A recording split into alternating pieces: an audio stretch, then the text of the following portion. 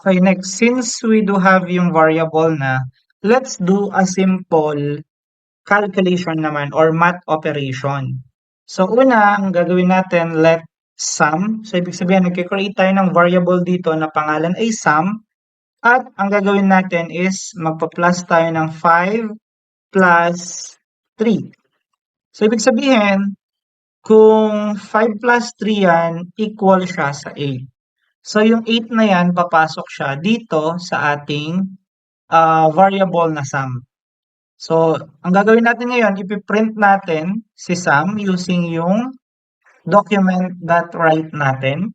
And then, ang gagawin natin is papalitan lang natin to ng 5 plus 3. Then, mapapansin nyo, lilitaw siya ngayon dito.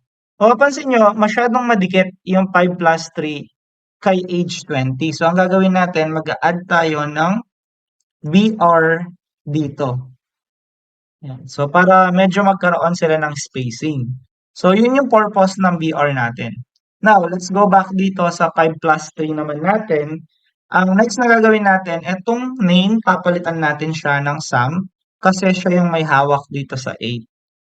Okay? So, mapapansin nyo, napalitan na yung reci into number. And yung number na yun will be yung 8 natin.